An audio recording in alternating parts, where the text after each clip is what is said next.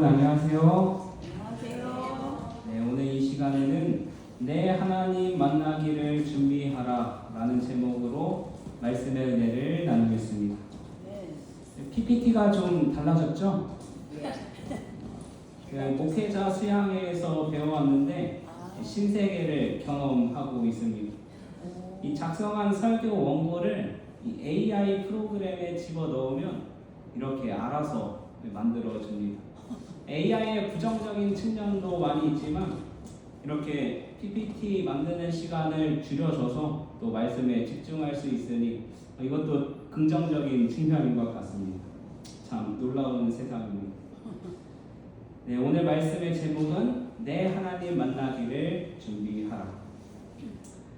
여기 이 사진은 미국 뉴욕주 로햄튼에 소재한 일명 승천 바위입니다.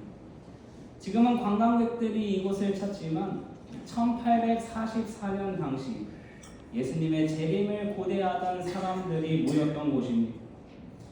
윌리엄 밀러는 다니엘 8장 14절에 2300 주야의 예언을 계산해서 틀림없이 1844년 10월 22일에 재림이 임할 것을 확신하였습니다. 날짜 계산은 정확했지만 그날에 일어날 사건은 재림이 아니라 예수님의 지성소 봉사의 시작점이었습니다. 수많은 사람들이 이 밀러의 설교를 듣고 회개하고 재림을 맞을 준비를 했습니다. 일부는 깨끗한 옷으로 갈아입고 이곳 밀러의 농장 안에 있는 바위에 모였습니다. 이 글은 1844년 10월 12일에 윌리엄 밀러가 쓴 글입니다. 내 영혼은 너무 벅차서 더 이상 글을 쓸 수 없다. 나는 우리가 옳다는 것을 안다. 하나님의 말씀은 진실하다. 내 영혼은 기쁨으로 가득하다. 나는 소리를 지르고 싶다. 그러나 나는 왕 중의 왕이 오실 때에 소리를 지를 것이다. 밀러 형제는 광신자다 라고 독자들은 말할 것이다. 무엇라고 불러도 좋다. 나는 괜찮다. 그리스도는 7월에 오실 것이다. 유대력 달력 7월을 말하는 것입니다. 그들이 기대했던 재림 날짜인 10월 22일이 있기 열흘 전에 쓴 글입니다. 얼마나 엄숙한 순간이었겠습니까? 우리도 여전히 재림을 기다리고 있습니다. 예수님은 과연 언제 오실까요? 로마서 13장 11절에서 바울은 말합니다. 우리 이 말씀 함께 읽겠습니다. 시작. 또한 너희가 이 시기를 알거니와 자다가 깰 때가 벌써 되었으니 이는 이제 우리의 구원이 처음 믿을 때보다 가까웠으니라. 아멘. 구약과 신약에 기록된 많은 예언들 가운데 가장 두드러진 예언은 바로 재림에 관한 예언입니다. 특히 신약 성경에는 300번 이상 재림에 관해서 언급하고 있는, 이것은 매 25절에 한 번씩 재림에 관해 말하고 있는 것입니다.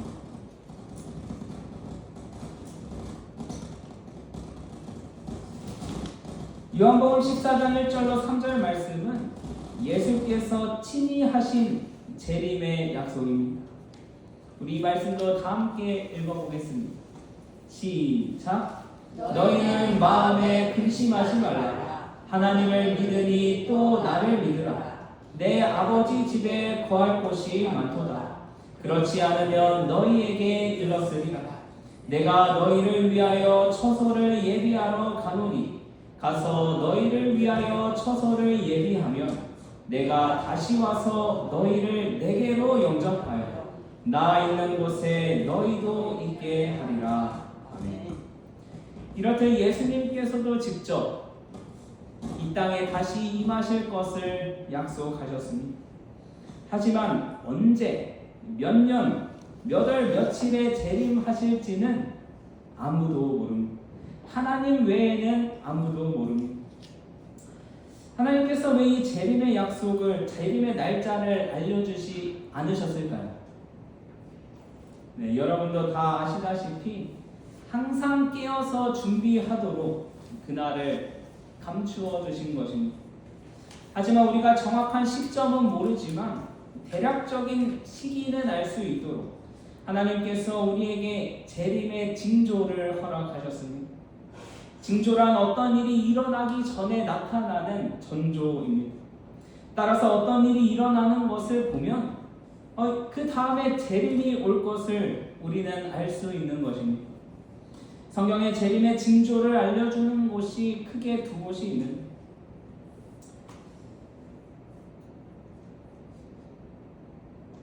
있는데 하나는 사복음서이고 또 다른 하나는 요한계시록 13장의 말씀입니다. 복음서에는 재림의 징조로서 전쟁, 기근, 지진, 전염병, 각종 천재지변, 그리고 복음의 전파 등을 이야기합니다. 그리고 요한계시록에는 특별한 징조가 언급되어 있는데 짐승의 우상이 세워지고 경배를 강요할 때가 되면 재림이 임박했음을 알려주는 것입니다. 요한계시록 13장에는 두 짐승, 곧 바다에서 올라온 복합 짐승과 땅에서 올라온 어린 양과 같은 짐승이 나옵니다. 오늘은 이 요한계시록 13장에 나오는 징조를 집중적으로 살펴보도록 하겠습니다. 그 전에 여러분 혹시 지구 종말 시계라고 들어보셨습니까? 이 지구 종말 시계란 핵전쟁 위기 등 세계의 위기를 경고하기 위해서 시카고 대학을 중심으로 아인슈타인 등 주요 과학자들이 만든 시계입니다. 이 시계의 특징은 일정한 속도로 움직이는 시계는 아니고 이 시계에서 자정은 지구의 종말을 가리킵니다. 시대의 상황이 변함에 따라서 앞으로 가기도 하고 뒤로 가기도 하는 1년에 한 번씩 과학자들이 맞추는 시계입니다. 지금까지 조정되어 온 역사를 보면 다음과 같습니다. 평화로운 시대에는 시계가 자정에서부터 멀어졌습니다. 예를 들어 아랫줄 제일 왼쪽 시계를 보시면 1991년 자정 17분 전이었습니다. 그리고 1949년에는 이 구소련이 처음으로 핵 실험을 했을 때인데 자정 3분 전을 가리켰습니다. 그리고 1953년 미국이 수소폭탄 실험을 했을 때 자정 2분 전을 가리켰습니다. 그런데 우리가 주목해 보아야 할 것은 2020년부터입니다. 그 전까지는 분 단위로 소개되었었는데 2020년부터는 초 단위로 읽히고 있습니다. 2010년 100초 전, 2023년 90초 전, 2025년 89초 전, 그리고 드디어 지난달 2026년 85초 전으로 앞당겨졌습니다. 이렇게 과학자들의 눈에 볼 때에도 이 세상은 위태로워 보이는 것이 분명합니다. 이렇게 과학자들도 세상의 움직임을 보고 종말을 예상하고 있지만 확실한 종말은 알지 못합니다. 그런데 우리는 잘 알고 있습니다. 하나님의 예언의 말씀을 통해서 세상의 끝이 이르게 되리라는 사실을 우리는 잘 알고 있습니다. 요한계시록 13장에 나오는 재림의 징조는 일요일 휴업령과 관련이 있습니다. 창조의 기념일인 안식일은 하나님의 인으로서 그분의 권위를 상징하는 것입니다. 사탄은 하나님의 권위에 도전해서 거짓 안식일인 일요일을 내세웠습니다. 역사를 통해 사탄은 자신의 권위의 상징인 일요일을 경배일로 바꾸고 하나님께 대한 정면 도전을 감행한 것입니다. 마지막 때가 되면 사탄은 자신의 권위의 상징인 일요일에 모든 사람이 경배하도록 강요하는 일을 할 것입니다. 그것이 바로 일요일 휴업령입니다. 요한계시록 13장에는 아까 말씀드렸다시피 두 짐승이 등장하는 첫 번째 짐승은 어디에서 올라오죠? 첫 번째 짐승은 바다에서 올라옵니다. 바다라는 것은 예언 해석에 있어서 무리, 백성을 가리킵니다. 이 짐승은 얼굴이 사자 모습, 몸은 표범, 발은 곰, 그리고 머리가 7, 뿔이 10개인 아주 해괴망측한 짐승의 모습입니다. 이 짐승의 모습은 이 다니엘서 7장에 나오는 네 짐승을 모두 합친 모습입니다. 이 짐승은 바벨론의 우상 숭배와 페르시아의 이방 종교와 헬라의 이교 철학, 로마의 정치 제도를 한 몸에 지닌 교황권을 상징합니다.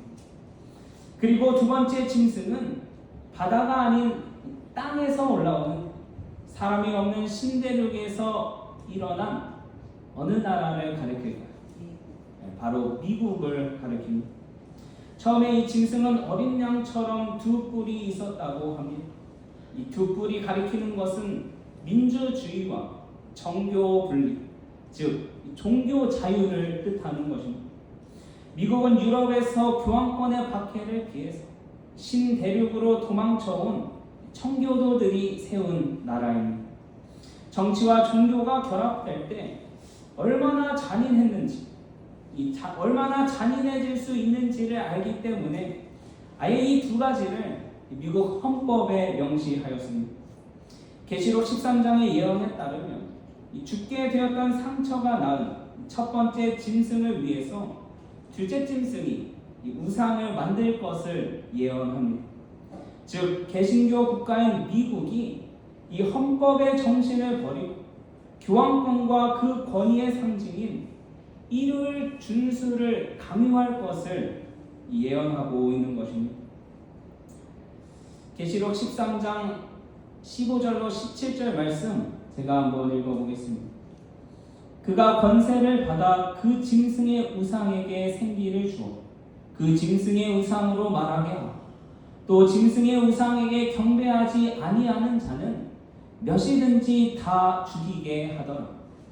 그가 모든 자 곧 작은 자나 큰 자나 부자나 가난한 자나 자유인이나 종들에게 그 오른손에나 이마에 표를 받게 하고 누구든지 이 표를 가진 자 외에는 매매를 못하게 하니. 여기서 말하는 짐승의 우상은 교황권을 지향하는 이 타락한 개신교 단체들을 말합니다. 개신교 단체들이 국가의 힘을 빌어서 짐승의 표를 강요할 때에 거부하는 자들은 엄청난 박해를 받게 된다고 말합니다. 그 명령에 복종하지 않으면 죽이거나 매매하지 못하게 하는 무서운 형벌이 가해진다는 것입니다. 예를 들어 코로나 때 집회 금지 행정명령이 내렸을 때 그것을 어기고 예배를 드리면 벌금형을 받았습니다.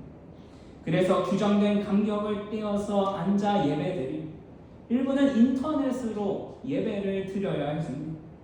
그런데 이를 법령이 내리면 벌금 정도가 아닌 매매를 못하고 사형에 처해질 수도 있다는 것입니다. 은행에 돈이 있어도 지급 정지가 되면 있는 돈을 사용하지 못합니다. 차도 못하고 음식도 못 삽니다. 그렇게 되면 몇 사람이나 견딜 수 있겠습니까? 정말 이런 일이 오늘날 현대 이 세상에서 일어날 수 있는 것입니까? 요한계시록 13장의 예언이 그대로 성취되려면 우선 두 가지 조건이 성립되어야 합니다. 즉 미국이 일요일 법령을 내려서 온 세상 사람들을 이 일요일에 예배하게 하려면 두 가지 전제 조건이 있습니다.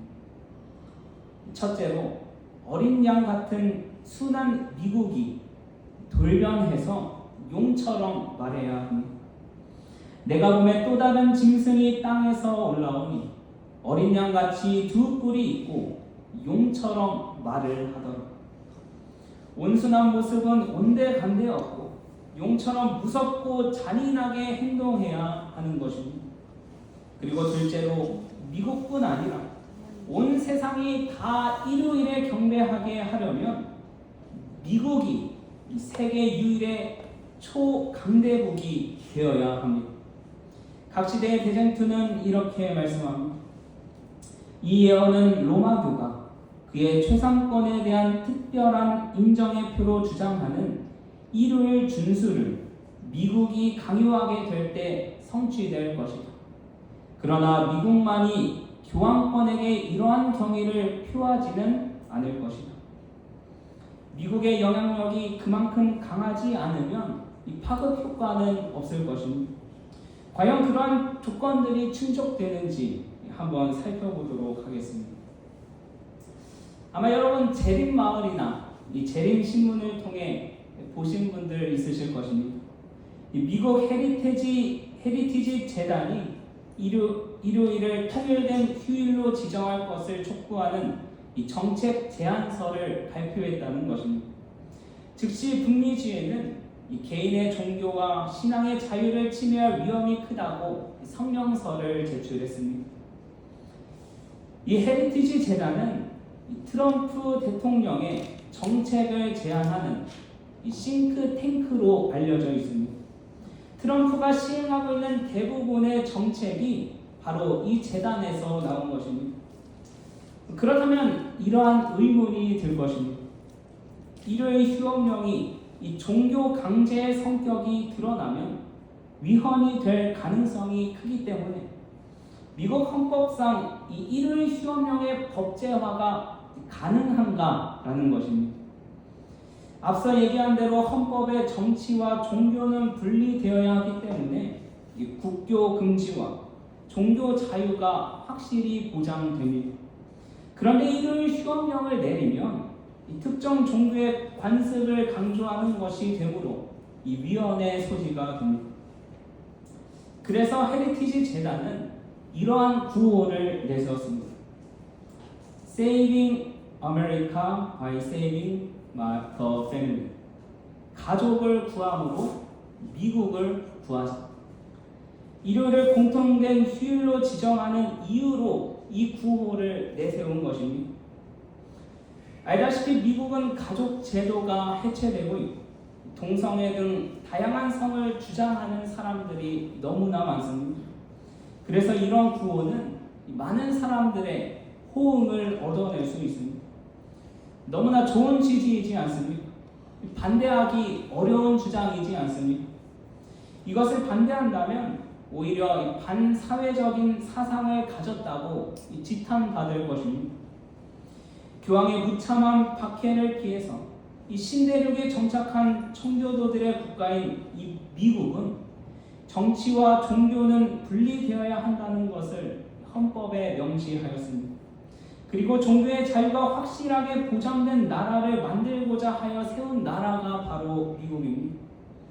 그렇게 250년 역사 동안 이어져 온 미국이 이제는 더 이상 온순한 어린 양이 아닌 용처럼 말하는 모습을 우리는 요즘 시대에 보게 됩니다.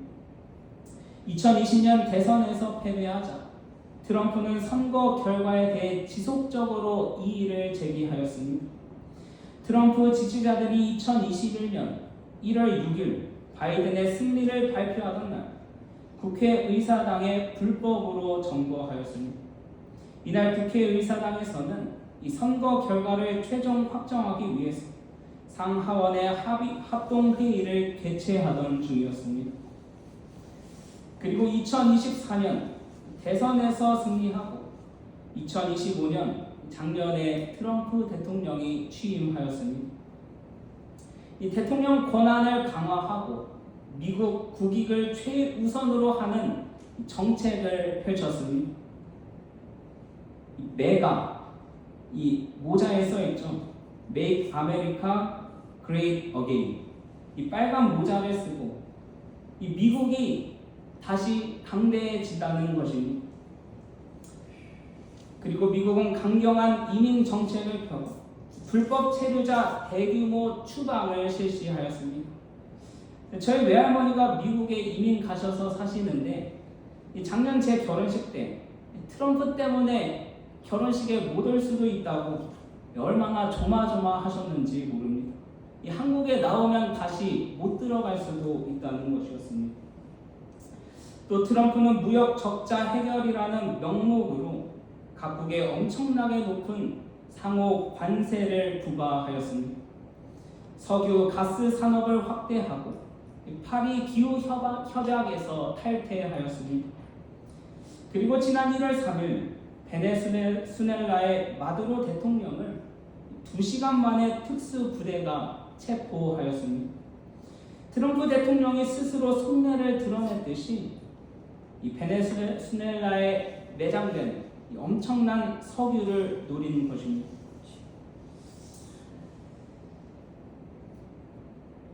그리고 며칠 전입니다. 3월 3일 트럼프는 백악관에서 독일 총리와 회담 중 기자들에게 스페인과 모든 무역을 끊을 것이다, 스페인과 어떤 관계도 맺고 싶지 않다고 이야기하였습니다.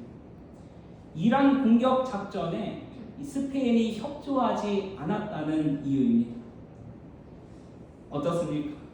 누가 보더라도 어린 양이 용처럼 말하는 모습을 볼 수 있지 않습니까? 그런데 이 공동의 휴식일로 제한된 일요일이 이 공동의 예배일로 발전할 수 있을까요? 이 위헌의 가능성이 높다고 하지 않았나요? 이 현재로서는 위헌 소지가 높지만 어떠한 상황이 발생하면 초헌법적인 일이 일어날 수 있다는 것입니다. 각 시대의 대쟁투에서는 그 사실을 다음과 같이 말씀합니다. 일요일을 안식일로 지키지 않기 때문에 인류에게 하나님의 심판이 내린다는 주장이 반복될 것입니다. 이미 그 일에 착수를 서두르고 있다. 일요일 준수를 강요하기 위한 운동은 신속히 기초를 놓고 있다. 사단은 뜻하지 않은 사고, 바다와 육지에서 일어나는 재난, 큰 화재, 사나운 풍랑, 심한 우박, 폭풍우, 홍수, 회오리 바람, 해일, 지진 등 수많은 방법으로 각 지역에서 그의 능력을 나타내고 있다. 그는 다 익은 수확물을 쓸어버림으로 기근과 불행이 뒤따르게 한다. 그는 치명적 병독을 공중에 뿌림으로 수많은 사람들이 질병으로 죽게 한다. 이러한 일은 점점 더 빈번하고 비참해져 간다. 요즘 일어나고 있는 현실입니다. 이 통일된 예배일로 강제하는 것은 이 헌법에 위배되기 때문에 분명 쉬운 일은 아니겠지만 이 변수가 발생할 것입니다. 방금 읽은 말씀처럼 어마어마한 천재지변이 꼬리에 꼬리를 물고 일어나면 하나님이 심판하신다는 것을 빌미 삼아서 이를 준수를 강요하게 될 것이라고 영감의 글에선 말씀하고 있습니다. 큰 기만자들은 사람들에게 이러한 재난들이 하나님을 섬기는 사람들 때문에 일어나고 있다고 역설할 것이다. 하늘의 진노를 자초한 사람들은 하나님의 계명에 순종하여 늘 죄인들에게 책망이 되었던 사람들에게 모든 재난의 책임을 돌릴 것이다. 사람들이 일요 안식일을 범했으므로 하나님의 진노를 받고 있다는 것과 그 죄가 재난을 일으켰으므로 일요일 준수를 엄격하게 강요하기 전에는 재난이 그치지 않을 것이라고 주장할 것이다. 그리고 넷째 계명의 요구를 가르침으로 일요일에 대한 존중심을 없애버리는 자들은 사람들을 괴롭게 하는 자, 하나님의 은총과 세속적 번영을 막아버리는 자들이라고 선포될 것이다. 너무나 놀라운 말씀이지 않습니까? 안식일을 하나님의 명령대로 지키는 사람들 때문에 재난들이 일어난다고 뒤집어 씌울 것이라는 것입니다. 일요일을 지키는 데 반대하는 소수의 무리 때문에 하나님의 심판이 임한다고 화살을 돌린다는 것입니다. 지금으로부터 한 10년 전만 해도 이런 일들이 실제로 일어나리라고 생각 못했습니다. 일요일 휴업령은 있을 수 없다고 말하는 회의적인 사람들이 더 많았습니다. 하지만 지금은 우리 눈으로 똑똑히 보고 있는 현실입니다. 사건이 매우 긴박하게 돌아가고 있습니다. 사실상 일요일 휴업령이 내리면 이 마지막 날 사건들이 거의 마무리 단계에 들어가게 됩니다. 예언의 말씀에 따르면 그리스도의 재림 전에 초기 환란이 있을 것이고 이어서 7재앙이 따를 것이 예언되어 있습니다. 안식일은 마지막 대쟁투의 개쟁점이 될 것입니다. 하나님의 인인 안식일과 짐승의 표인 일요일이 대립될 것입니다. 우리는 국가적인 일요일 강제 법령이 내리기 직전 시대에 살아가고 있습니다. 이 도표에서 확인할 수 있듯이 일요일 법령이 반포되면 초기 환란이 시작됩니다. 이때 늦은비 성령이 집중적으로 내리고 인침과 큰 외침이 있게 될 것입니다. 인침은 하나님의 백성으로 하여금 환란을 통과하게 하는 능력을 입혀줄 것이고 큰 외침을 바벨론에 있는 백성들을 불러내기 위해 능력 있게 진리를 선포하는 일을 하게 될 것입니다. 은혜의 시기가 끝나면 7재앙이 부어지고 7재앙 중 셋째 재앙이 내릴 무렵부터 야곱의 환란이 시작될 것입니다. 증언의 말씀에 의하면 일요일 휴업령이 내리면 대도시에 있는 이들은 즉시 떠나고 소도시에 있는 이들도 준비하라고 말씀합니다. 7재앙이 내릴 때 특히 셋째 재앙이 내릴 무렵 사형 명령이 내리면 모든 도시를 떠나야 합니다. 결론적으로 이 안식일은 단지 하나의 예배일이 아니라 우리의 운명을 결정하는 아주 중요한 문제가 될 것입니다. 그렇다면 우리는 이 긴박한 상황에 무엇을 해야 하는가? 우리는 안식일을 더욱 소중히 지키고 늦은비 성령을 받기 위해 간절히 기도해야 합니다. 그리고 예수께서 지상 사업하셨을 때의 모본을 따라 이 안식일에 섬김의 삶을 살아가야 하는 것입니다. 성경은 그냥 안식일을 지키라고 하지 않고 기억하여 거룩하게 지키라고 말씀하였습니다. 안식일은 하나님의 일이고 안식일은 생명처럼 소중한 것입니다. 우리가 하나님의 인을 받느냐 짐승의 표를 받느냐 하는 문제는 우리의 운명을 결정지을 것입니다. 짐승의 표가 강요될 때에 이 박해에 굴하지 않고 굳게 설 사람들은 평소의 안식일을 생명처럼 소중하게 지키는 사람들 뿐일 것입니다. 안식일을 지금까지도 소중히 여겨왔지만 앞으로 더욱 소중히 여기기로 결심하는 저와 여러분이 되시길 간절히 바랍니다. 또한 우리는 초기 교회의 오순절 역사가 재현되리라는 약속을 가지고 있습니다. 오순절의 성령 강림은 이른비, 그리고 마지막 시대에 임할 성령의 역사는 늦은비입니다. 오순절의 이른비는 영광스러웠고 늦은비는 더욱 풍성할 것이라고 영감의 글은 설명합니다. 우리가 환란을 통과하고 큰 외침에 동참하려면 반드시 늦은비 성령의 충만을 받아야 합니다. 사랑하는 성도 여러분, 참된 늦은비 성령이 임할 수 있도록 우리의 마음을 늘 정결케 하고 성령께 간구하시길 이 시간 간절히 소망합니다. 마지막으로 우리는 안식일 정신으로 사람들을 섬겨야 합니다. 십계명의 안식일 계명을 자세히 읽어보면 제7일 안식일에는 남종이나 여종이나 심지어 가축에게도 아무 일도 시키지 말라고 말씀하였습니다.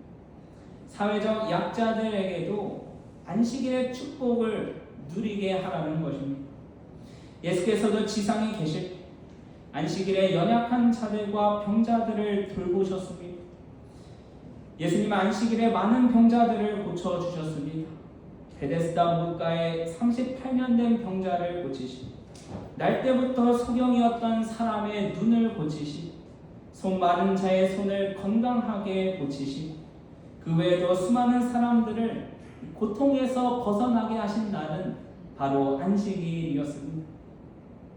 시대의 소망 207페이지의 말씀 우리 함께 읽겠습니다.